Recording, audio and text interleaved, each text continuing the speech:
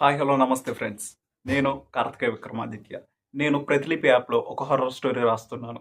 And ఆ స్టోరీనే episodes వైజ్గా మీతో షేర్ చేసుకుంటాను. అండ్ ఇంట్రెస్ట్ ఉన్న వాళ్ళు ప్రతిలిపి యాప్ డౌన్లోడ్ చేసుకొని చదవచ్చు. అండ్ నా హారర్ స్టోరీ పేరు వచ్చేసి అతను వస్తున్నాడు. Let's get started into hour today's video.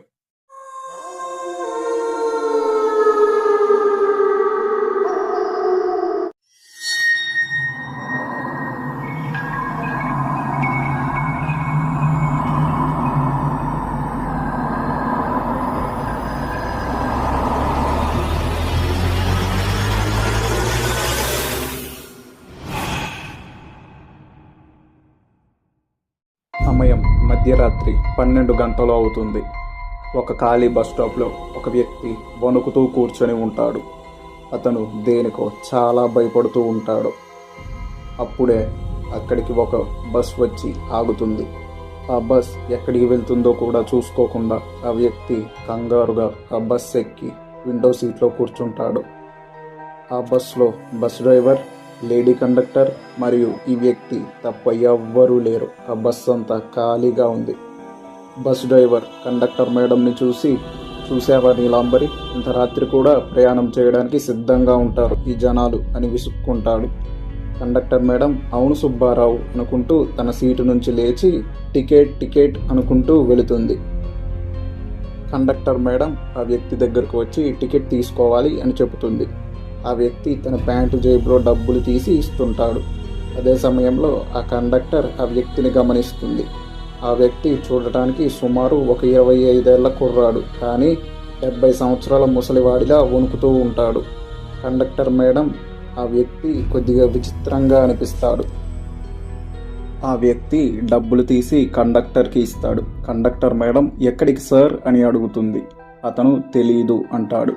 Conductor madam ఆశ్చర్యంగా తెలీదా అని షాక్లో చూస్తూ ఉంటుంది. 2 నిమిషాలు ఆగి ఆలోచించిన కండక్టర్ మేడం అతనితో, సార్ ఈ బస్ విరాట్ నగర్ వరకు వెళ్తుంది, మీకు టికెట్ అక్కడికే కొడుతున్నాను సరేనా అని అడుగుతుంది.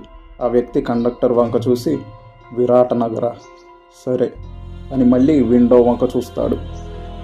ఆ కండక్టర్ మేడం వెళ్ళి ఆమె సీట్లో కూర్చుంటుంది. అప్పుడు ఆ బస్ డ్రైవర్ కండక్టర్ మేడంని చూసి, వాడికి ఎక్కడికి వెళ్ళాలో తెలియకుండానే బస్సు ఎక్కాడా, టికెట్ ఎందుకు కొట్టావు, బస్ దిగమనకుండా అని గొణుగుతాడు. కండక్టర్ మేడం నీలాంబరి డ్రైవర్ సుబ్బారావుతో, చివరి బోనీగా సుబ్బారావు, ఎందుకు వదులుకోవడం అని, అయినా విరాట్ నగర్ వరకేగా, ఎంత దూరం, మధ్యలో ఉన్న ఈ అడవి దాటాలి అంతేగా అని అంటుంది నీలాంబరి. ఆ వ్యక్తి వాళ్ళ మాటలు వింటూ ఏదో ఆలోచిస్తూ విండో వంక చూస్తూ ఉంటాడు. కొద్దిసేపటికి కండక్టర్ నీలాంబరికి బోర్ కొట్టి ఆ వ్యక్తి వంక చూసి, మీరు ఇంత రాత్రి ఒక్కరే ఆ బస్ స్టాప్లో ఉన్నారు, అసలుకే ఇది దొంగలు బాగా ఉండే చోటు, మీరు ఒక్కరే ఎలా ఉన్నారు అని అడుగుతుంది. ఆ వ్యక్తి, దొంగలు తీసుకోవడానికి నా దగ్గర ఏమీ లేవు, ఇందాక మీకు ఇచ్చిన టికెట్ డబ్బులు తప్ప అని నవ్వుతాడు. కండక్టర్ ఆ వ్యక్తితో మాట్లాడుతూ అతని పేరు అడుగుతుంది. అతని పేరు అఖిల్ అని చెబుతాడు. వీళ్ళ సంభాషణని వింటూ బస్సు నడుపుతూ ఉంటాడు బస్ డ్రైవర్. దారి మధ్యలో ఒక వ్యక్తి చేయి చూపించి బస్సు ఆపుతాడు. ఆ వ్యక్తి మొత్తం నల్ల బట్టలు వేసుకుని ఉన్నాడు. అతని మొహం కూడా సరిగ్గా కనిపించడం లేదు. అతను ఆ బస్సు ఎక్కి అఖిల్కి కొన్ని సీటుల దూరంలో కూర్చుంటాడు. ఆ వ్యక్తిని అఖిల్ పట్టించుకోకుండా విండో నుంచి బయటకు చూస్తూ ఏదో ఆలోచిస్తూ ఉంటాడు. కండక్టర్ మేడం బస్ డ్రైవర్తో, చూసావా సుబ్బారావు, ఇంకో ప్రయాణికుడు అనుకుంటూ టికెట్ కొట్టడానికి ఆ వ్యక్తి దగ్గరికి వెళుతుంది. అప్పుడే అఖిల్ తన జేబులో నుంచి కొన్ని టాబ్లెట్స్ తీసుకొని వేసుకుంటాడు. కండక్టర్ మేడం ఆ వ్యక్తికి టికెట్ కొడుతూ అఖిల్ని గమనిస్తుంది. ఆ వ్యక్తికి టికెట్ ఇచ్చి అఖిల్ దగ్గరకు వచ్చి, ఏంటా టాబ్లెట్స్ అని అడుగుతుంది.